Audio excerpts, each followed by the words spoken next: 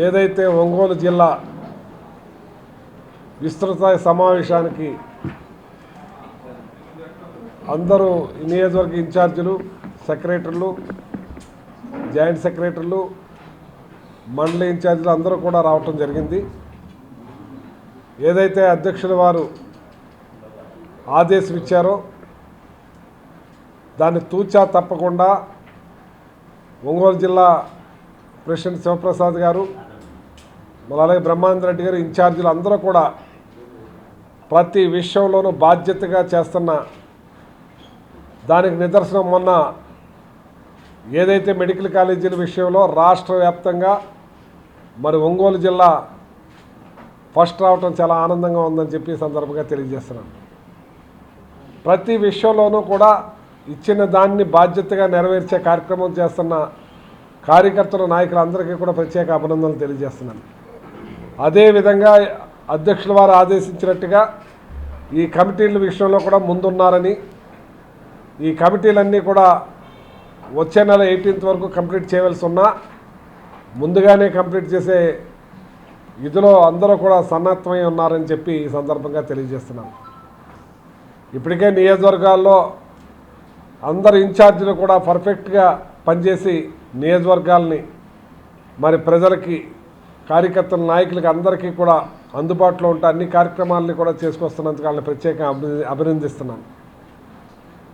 ఇవాళ ఈ కమిటీల విషయంలో కూడా ఆల్రెడీ కమిటీలు వేసినా మళ్ళీ అన్నింటినీ కూడా బేరీజ్ చేసుకుని అధ్యక్షుల వారికి చెప్పినట్టుగా అన్నీ కూడా డిజిటలైజేషన్ చేసే విధంగా టోటల్గా కార్యక్రమాన్ని ముందుకు నడిపించే రథసారథిగా శివప్రసాద్ రెడ్డి గారు మరి బాధ్యత తీసుకున్నందుకు ప్రత్యేకంగా అభినందిస్తున్నాను. మరి ఇక్కడ ఇవాళ అందరూ కూడా అంకిత భావంతో ఈ జిల్లాని అన్ని విధాలు నడపాలని మరి అనుభవజ్ఞులైన మరి నాగార్జున గారు, సురేష్ గారు, మరి బ్రహ్మానంద రెడ్డి గారు అందరూ కూడా పర్ఫెక్ట్గా దీన్ని నడిపించే బాధ్యత తీసుకున్నందుకు చాలా సంతోషం అని చెప్పి తెలియజేస్తూ, అలాగే ఇవాళ ఈ కూటమి ప్రభుత్వం పరిపాలన గాలికి వదిలేశారు, ఇక శవ రాజకీయాలు చేస్తున్నారంటూ మాట్లాడుతూ ఉన్నారు. ఇవాళ ఏదైతే మన పిన్నెల్లి గ్రామంలో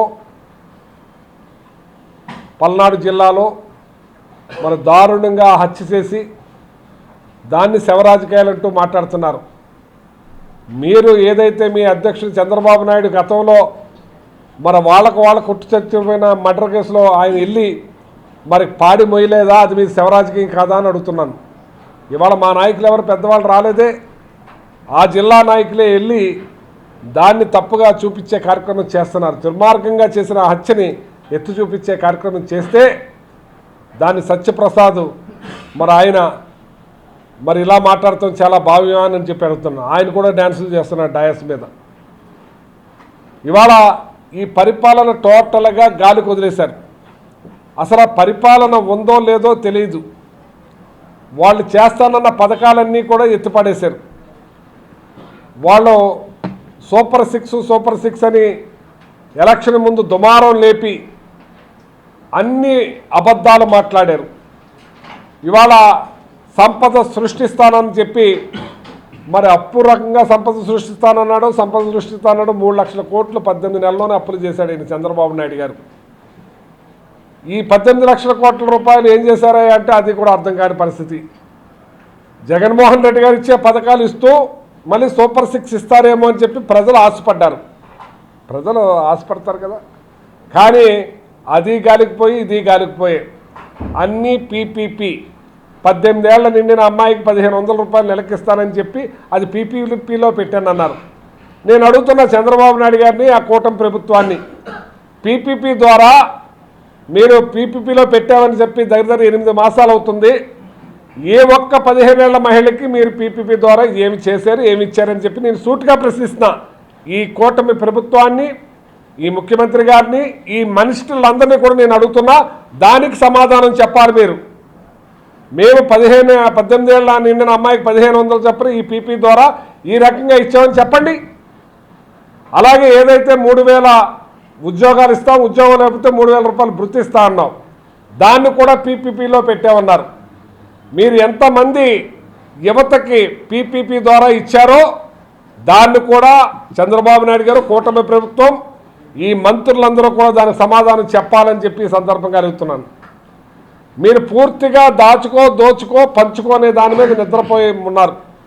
టోటల్గా ఎమ్మెల్యేలందరూ సంపాదన మీద పడ్డారు. మా దగ్గర సంక్రాంతి పండుగ బాగా జరుగుద్ది.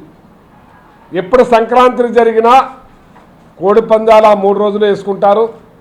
ఏదన్నా ఇళ్లలో ఏదన్నా ఆడుకునే కార్యక్రమం జరుగుతాయి. కానీ ఇవాళ ఈ కూటమి ప్రభుత్వం వచ్చిన తర్వాత కోడి పందాలు ప్రతి సంవత్సరం అంతా జరుగుతుంది.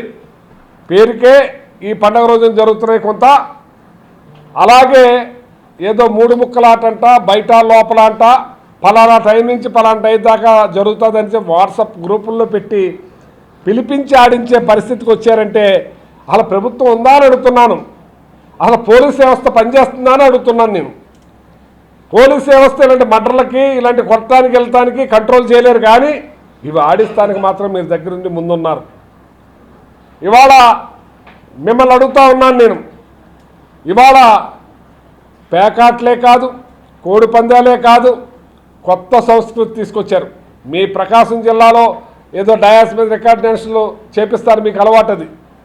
కానీ మా ఉభయ గోదావరి జిల్లా, కృష్ణా జిల్లాలో అటువంటివి లేవు.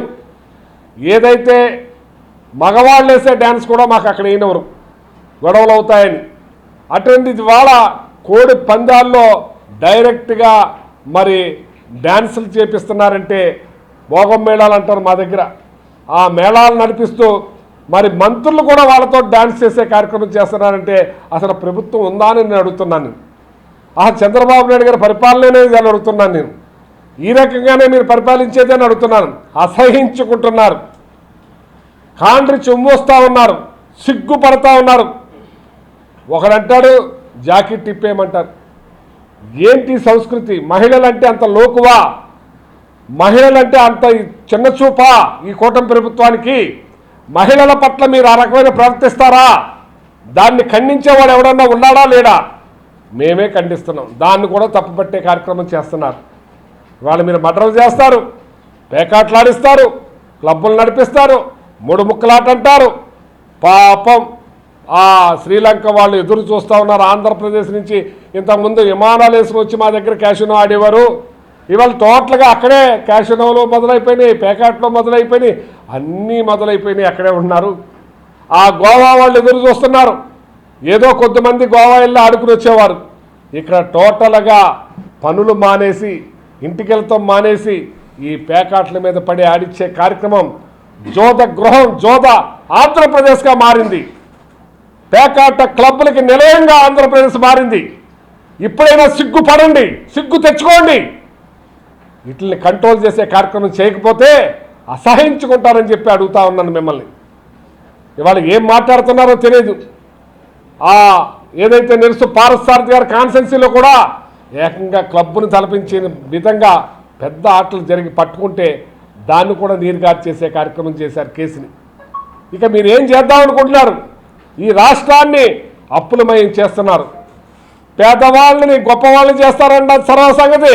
పేదవాళ్ళని ఇంకా దిగజార్చే కార్యక్రమం చేస్తుంటే ఈ రాష్ట్రం ఏమైపోద్దని చెప్పి నేను అడుగుతా ఉన్నాను. నేను ఈ మంత్రులందరినీ కూడా ప్రశ్నిస్తున్నా, చంద్రబాబు నాయుడు గారిని ప్రశ్నిస్తానన్నా, ఆ పవన్ కళ్యాణ్ గారిని కూడా ప్రశ్నిస్తున్నా. సనాతన ధర్మం ఎక్కడ పోయిందో ఒకసారి గుర్తించాలని చెప్పి మిమ్మల్ని కోరుతా ఉన్నాను. ఇలాంటి అరాచక పాలన, ఇలాంటి దోపిడీ పాలన, ఇలాంటి పేకమయం పాలన, కోడి పందాలు అద్దు లేకుండా వేసే కార్యక్రమాలు ఇవన్నీ దుర్మార్గంగా నడుస్తున్నాయని చెప్పి ఇప్పుడైనా సరే ప్రజలు చేతరించుకోకముందే, ఇప్పటికే చేతరించుకుంటున్నారు, కాంట్రీ చుమ్మొస్తున్నారు. ఇప్పటికైనా సరే చంద్రబాబు నాయుడు గారు కన్ను తెరిచి ఇవన్నీ అరికట్టాలని చెప్పి కోరుతా ఉన్నాం.